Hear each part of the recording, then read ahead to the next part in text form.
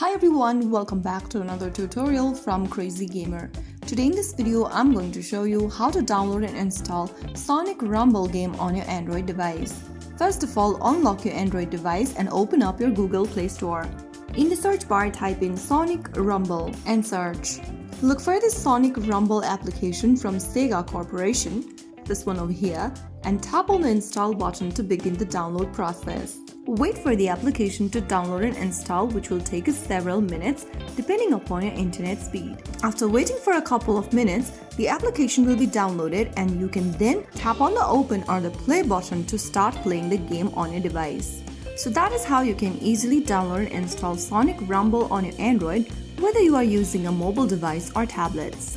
If you found the video helpful, don't forget to like, share and subscribe to our channel. I will see you again in the next episode. Thank you for watching.